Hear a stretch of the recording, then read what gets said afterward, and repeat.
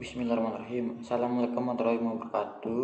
Perkenalkan, nama saya Randy Cipratmaja dari jurusan PGMI kelas C semester 3 kelompok 10. Akan membahas tentang hakikat bahan ajar atau materi ajar. Materi ajar atau bahan ajar memiliki peran sangat penting dalam proses pendidikan, menjadi jembatan antara pengajar dan siswa dalam transfer pengetahuan dan keterampilan. Kualitas pendidikan tidak hanya ditentukan oleh kompetensi pengajar, tetapi juga oleh referensi dan efektivitas bahan ajar yang digunakan.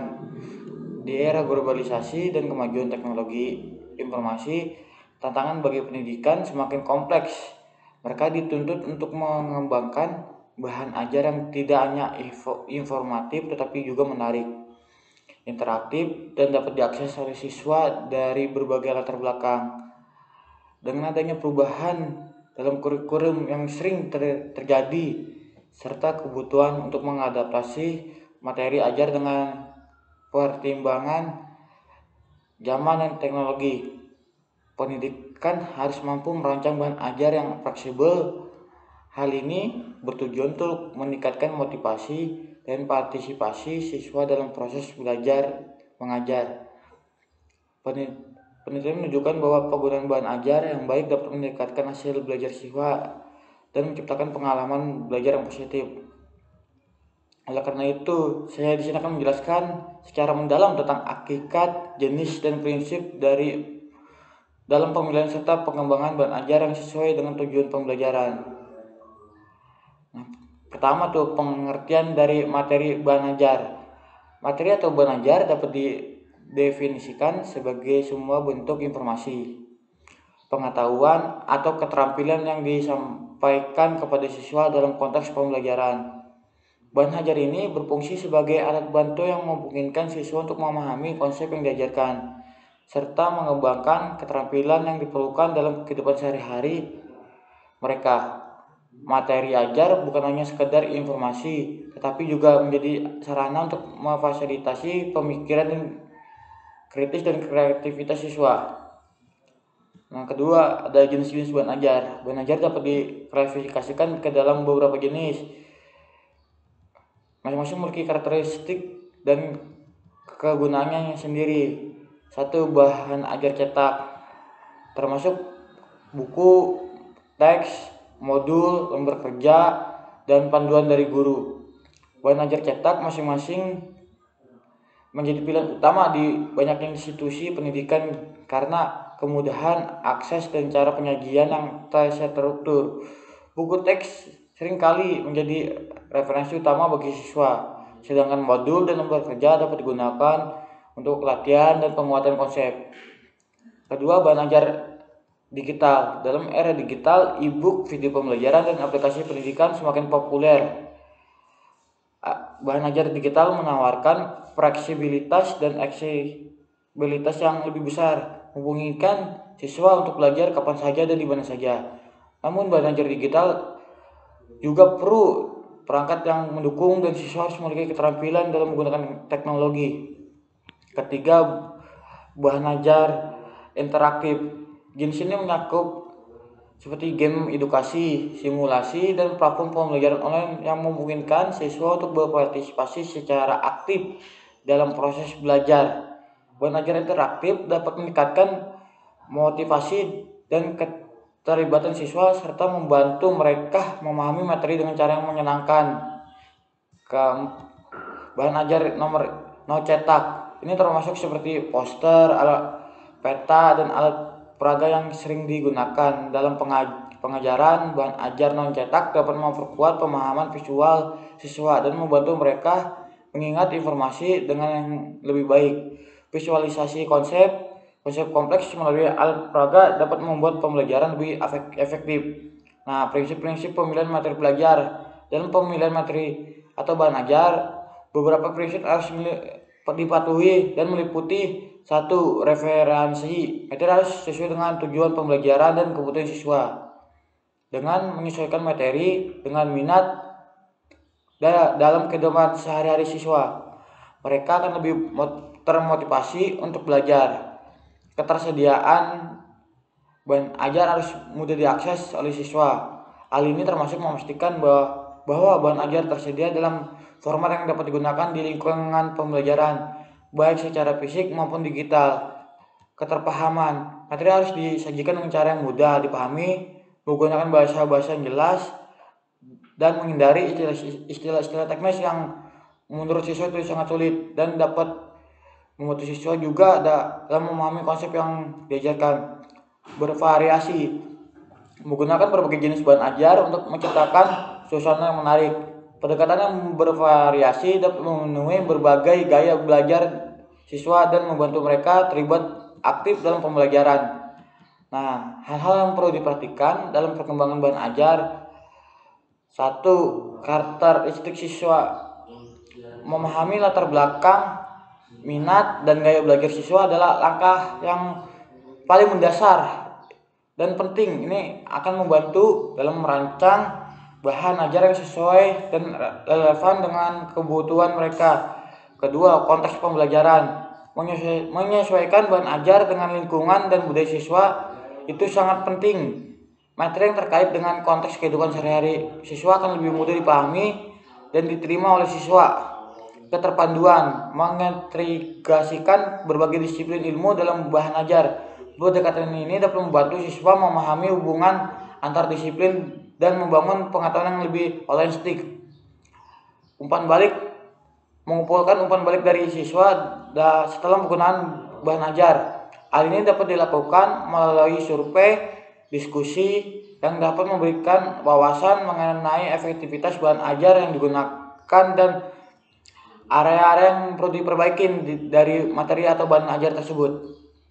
Ketersediaan sumber daya, memastikan bahwa semua sumber daya yang diperlukan untuk mengembangkan bahan ajar tersedia, baik itu perangkat lunak, perangkat keras, maupun waktu yang cukup untuk penelitian dan pengembangan.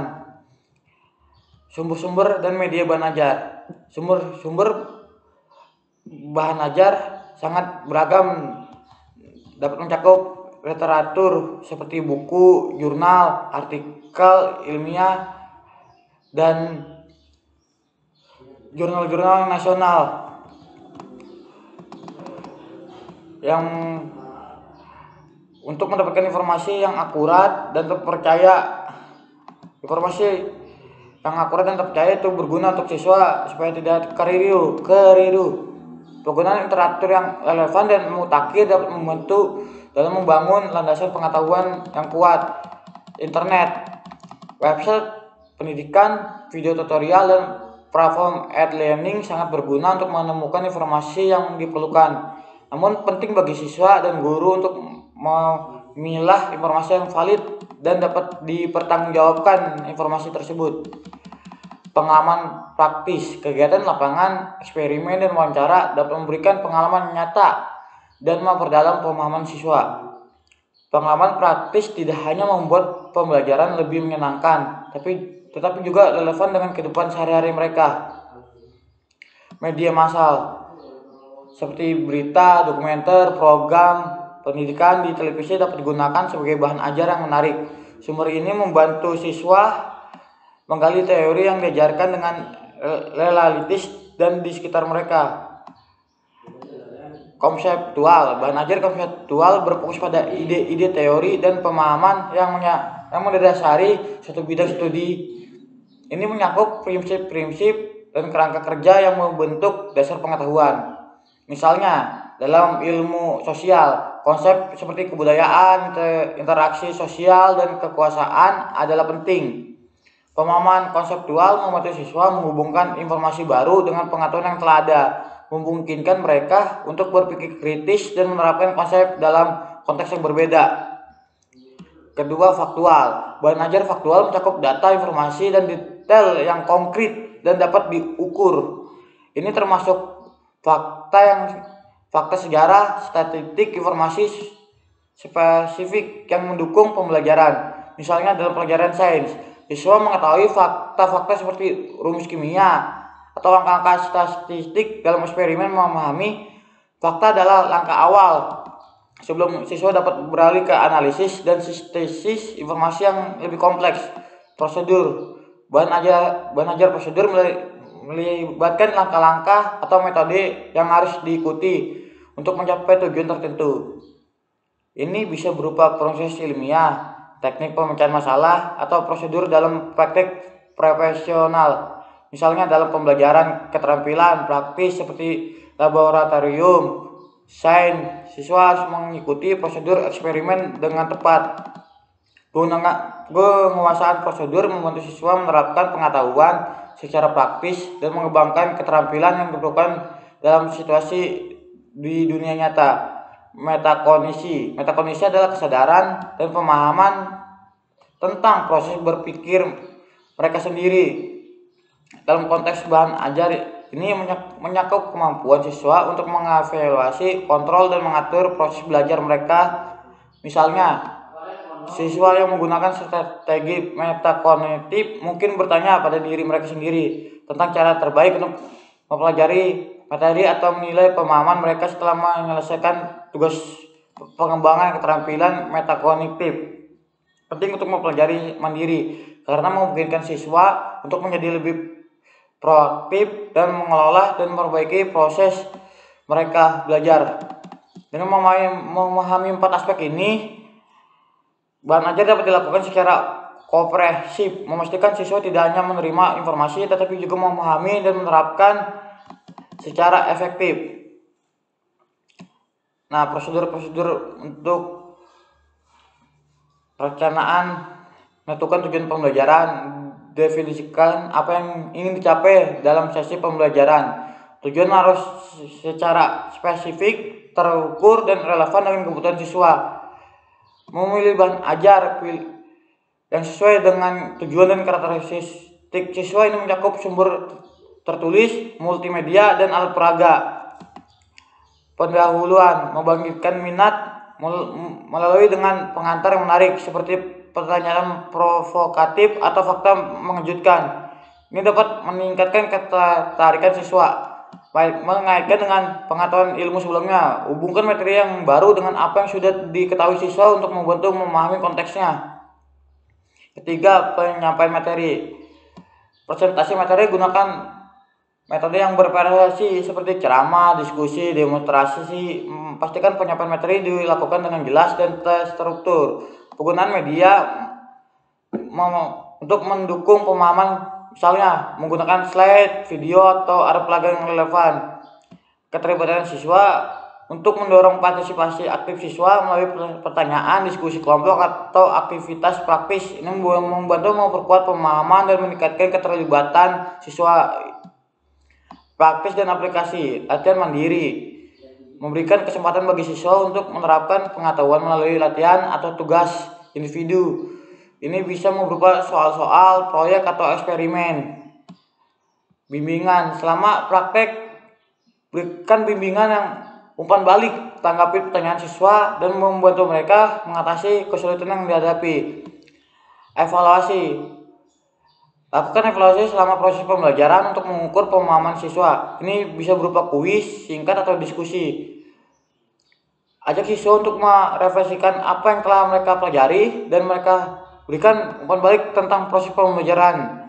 Ini membantu siswa menyadari kekuatan dan area yang perlu diperbaiki.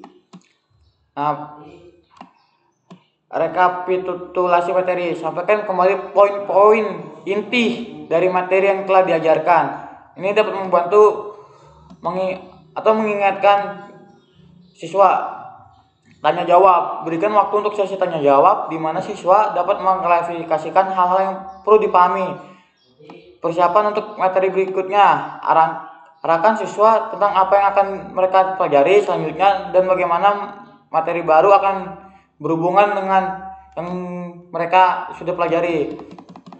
Tindak lanjut seperti mengasih tugas-tugas mandiri atau bacaan untuk memperdalam pemahaman siswa.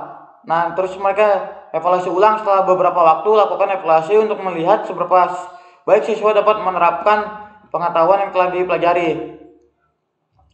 Akurasi bahan ajar. Akurasi mengacu pada ketetapan dan keandalan informasi yang disajikan dalam pembuatan Bahan ajar, informasi yang akurat harus berdasarkan nyata dan sahih, fakta ilmiah dan referensi yang kredibel. Pentingnya akurasi membangun kepercayaan. Informasi yang akurat membangun kepercayaan siswa terhadap materi yang diajarkan. Jika siswa merasa bahwa informasi yang mereka terima tidak dapat dipercaya, hal ini dapat mengganggu proses belajar mereka. Pemikiran yang kritis.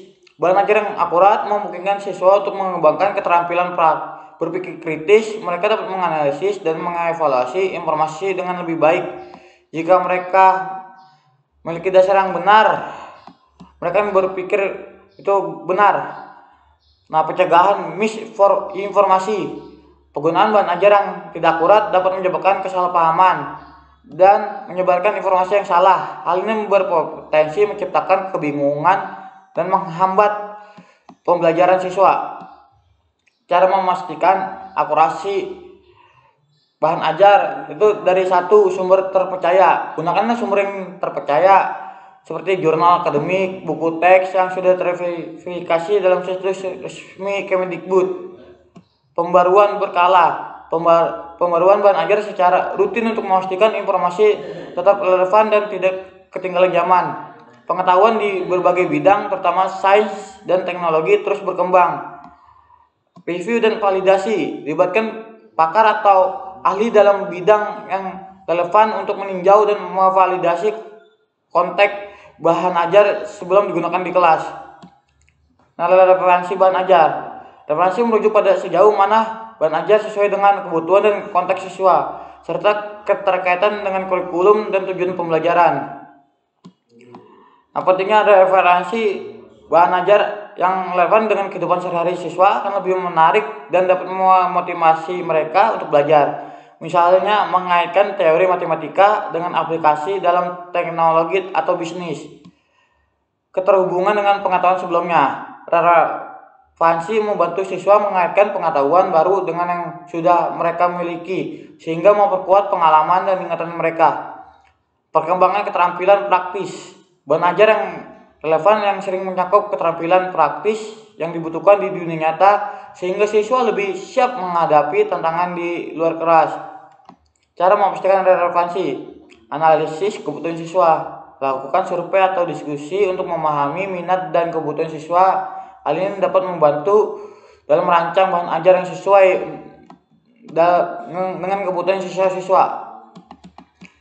Kesesuaian kurikulum. Pastikan bahan ajar sejalan dengan standar kurikulum yang berlaku serta tujuan pembelajaran yang ingin dicapai. Kontekstualisasi. Integrasi contoh dan studi kasus yang relevan dengan budaya, lingkungan dan pengalaman siswa ini dapat membantu mereka melihat nilai praktis dan materi yang dipelajari. Nah, kesimpulan dari semua itu, akurasi dan relevansi bahan ajar menerapkan dua pilar yang saling berhubungan terkait dengan penciptakan pengalaman belajar yang efektif. Bahan ajar yang akurat menjamin kualitas informasi yang diterima siswa, sementara bahan ajar yang relevan meningkatkan keterlibatan dan motivasi mereka. Memastikan kedua aspek ini terpenuhi, pengajar dapat menciptakan lingkungan belajar yang lebih produktif dan memuaskan bagi mereka. Nah, dari kesimpulan itu semua, materi atau bahan ajar merupakan komponen vital dalam proses pembelajaran yang mempengaruhi aktivitas pendidikan dengan pemilihan dan pengembangan bahan ajar yang tepat serta perhatian terhadap aspek-aspek yang telah dibahas. Diharapkan dapat meningkatkan pengalaman belajar dan mencapai tujuan pendidikan yang diinginkan. Investasi dalam pengembangan bahan ajar yang berkualitas dan relevan dengan kebutuhan zaman akan membawa dampak positif bagi kemajuan pendidikan dan pengembangan kompetensi siswa di masa depan. Pendidikan yang baik bukan hanya tentang pengajaran informasi, tapi juga tentang membentuk karakter dan keterampilan siswa untuk menghadapi tantangan di dunia yang terus berubah. Dengan mengedepankan inovasi dalam pengembangan bahan ajar, pendidikan dapat menciptakan lingkungan belajar yang tidak hanya informatif, tetapi juga menyenangkan dan menginspirasi dalam jangka panjang. Ini dapat diharapkan dapat mempersiapkan siswa untuk menjadi individu yang berkompeten, kreatif, dan siap menghadapi tantangan global. Itu dari saya. Kurangnya mohon maaf. Wassalamualaikum warahmatullahi wabarakatuh.